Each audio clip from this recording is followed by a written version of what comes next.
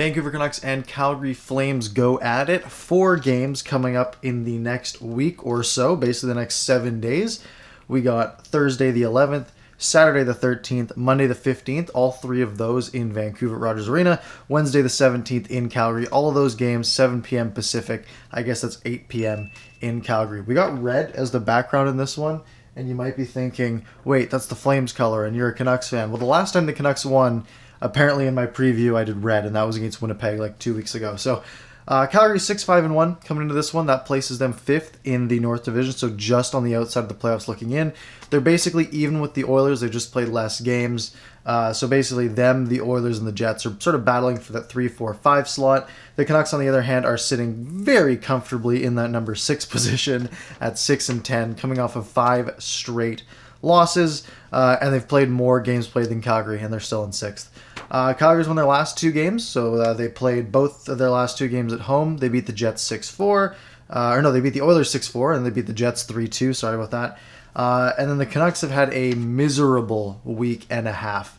After a 4-game winning streak, 3 in Ottawa and 1 in Winnipeg, things were starting to look like, they're getting back on track. They were looking more like the team of last year, and lots of people said, well, it's just Ottawa, don't get your hopes up. But then they went to Winnipeg, and they had a great game in Winnipeg. But then back-to-back losses against Montreal, 3 straight losses to the Leafs, and this team is now in desperation mode. They went from 6-5 to 6-10, and if you're looking at what it's going to take to make the playoffs, you're going to have to basically go at a 650 points percentage pace to make the playoffs from here on out. The Athletic pins the Canucks at a 7% chance of making the playoffs, the 3rd best odds at having the 1st overall pick in the 2021 NHL Draft. And that's behind the Ottawa Senators and the Seattle Kraken, and their odds aren't going to change. This team needs wins, and it needs them in bunches. Fan pressure is reaching a boiling point, with calls for the heads of management and some of the coaching staff echoing throughout Canucks Twitter. Rumors are swirling that a bad start to this homestand, maybe losing the first 2 or all the first 3 of these games, that could lead to the proverbial straw that breaks Jim Benning's back. And the irony of Jacob Markstrom and Chris Tanev dealing the killing blow would be pretty fitting for the last 7 years.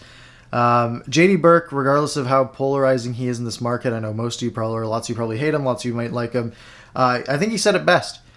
He pretty much said, I'm kind of paraphrasing here, but the Canucks aren't at the end, but they can see it from here.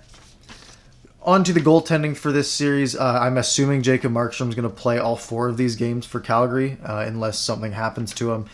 He is 6-3-1 so far this season with a .916 save percentage and a .250 goals against average. Basically, continuing from where he left off last year, he has been great for Calgary.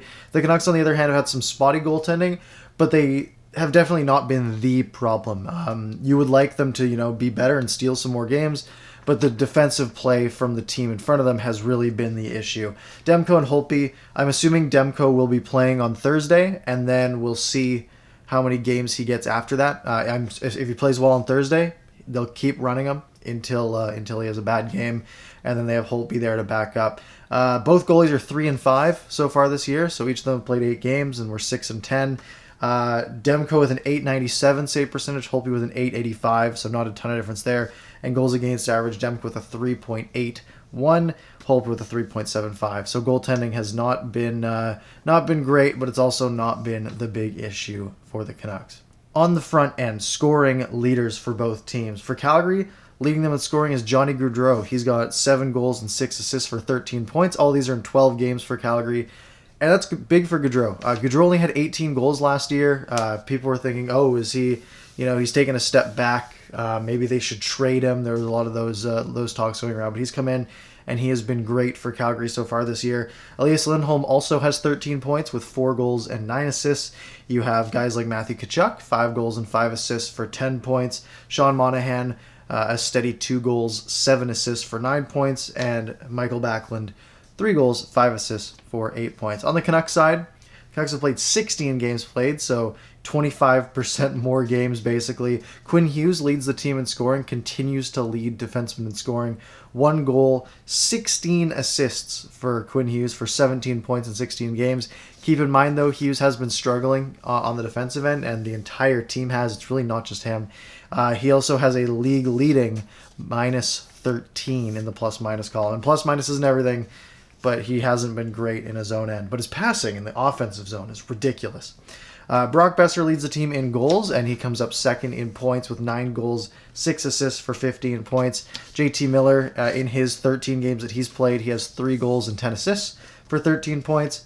Horvat with 6 goals, 6 points, or 6 assists and 12 points, and Elias Pettersson 5 goals and 6 assists for 11 points. And you look at the Canucks side, right? And your top 5 scorers are Hughes, Besser, Miller, Horvat, Pettersson. They're the exact 5 you want them to be, but they still haven't been playing great. And these numbers look fine, right? They're all at basically 0.75 to 1 point per game, which is fine for your best players, but they just haven't been great all around.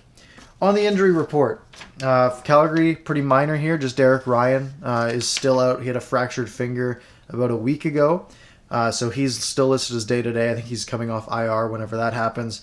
For the Canucks, Tyler Mott, they lost him a couple of games ago, I think in the second game against Toronto. He basically had a weird collision. He went down. He tweaked his knee.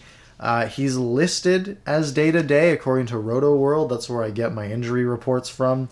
And then Travis Hamonic is also listed as day-to-day with an upper body injury. He's been out since I think basically the beginning of January or the beginning of the season. He really hasn't gotten much playing time.